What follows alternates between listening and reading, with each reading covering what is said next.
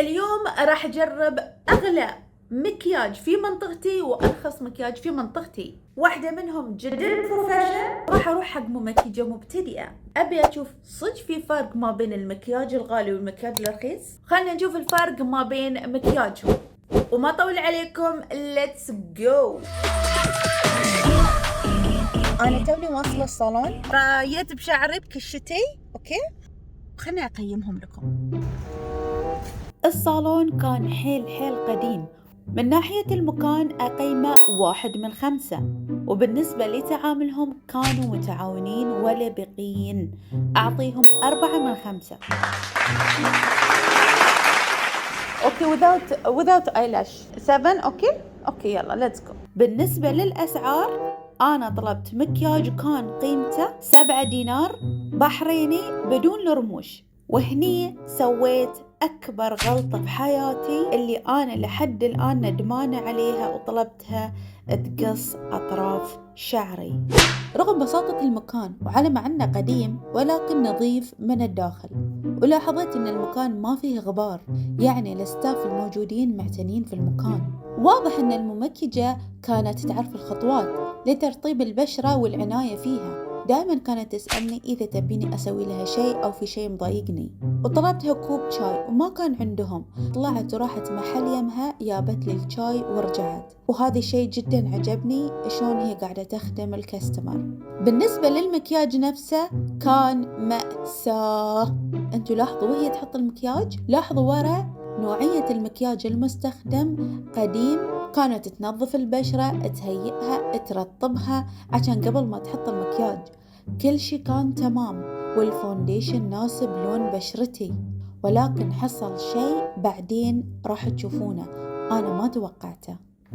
كل شي كان تمام، ورسبة الحاجب من البداية أنا قلت أوكي يبين عليها راح تسوي لي الحاجب صح. صبرت عليها شوي، رسمت لي رسمة تشمبوليلي.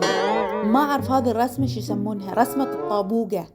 هذه الحواجب الناس اللي يسوونها كانت من سنة الطبعة، هي لحد الحين قاعدة أسوي هذه رسمة الحواجب. بما أني طلبت لون الشادو أزرق، فلاحظيتها أنها قاعدة تدور اللون مني من هناك في الباليت اللي موجود عندها، ولكن ما عندها أزرق فاتح.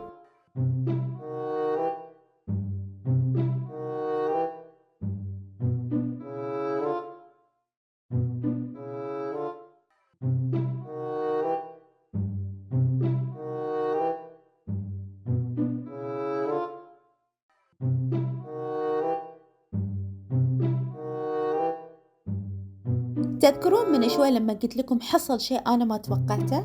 بالضبط هذا اللي انت تشوفونه. وجهي باق، عيني محترة، وجهي مو قادر اتنفس. ما أعرف الفاونديشن هذه اللي مستخدمته هل هو ما يناسب بشرتي ولا هو منتهي الصلاحية.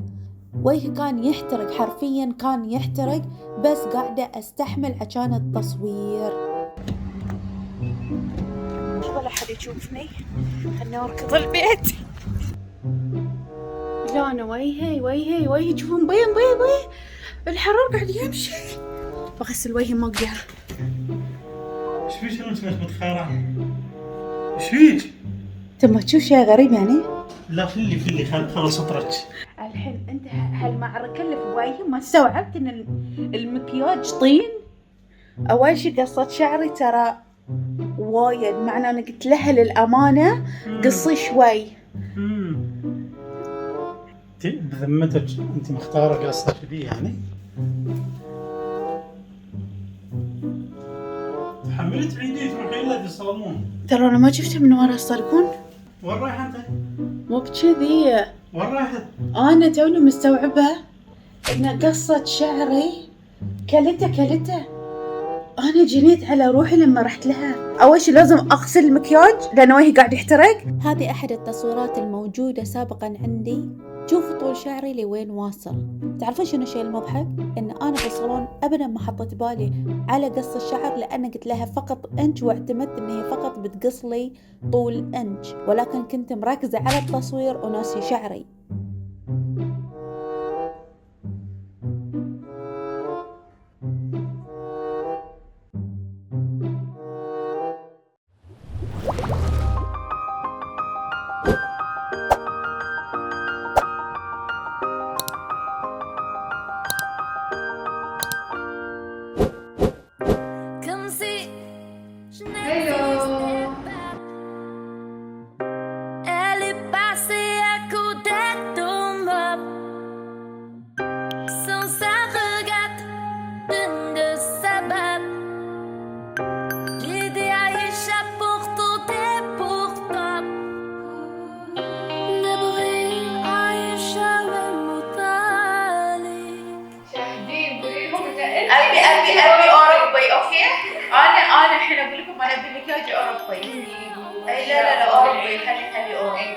بس بالعين كذي يعني مخرية.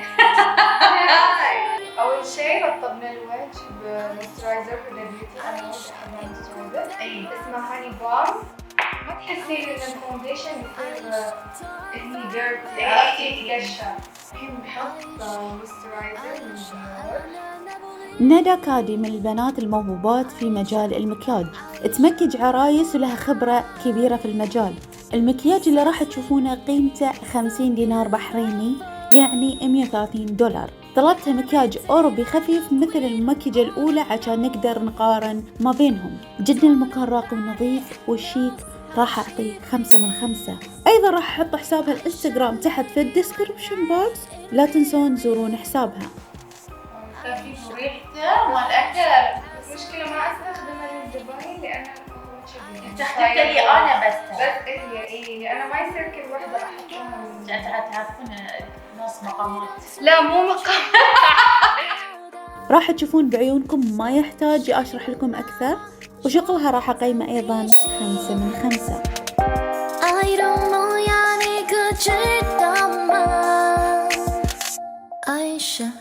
عايشة 听我说吧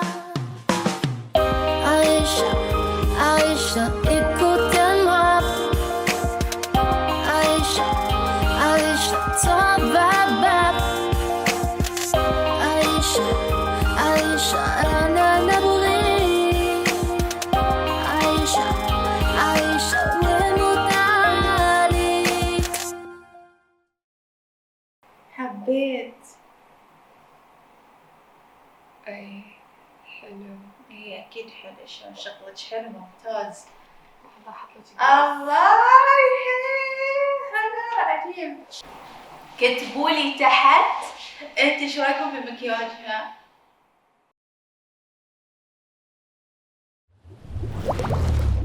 يا حلوين. ندى شنو ذي الفن؟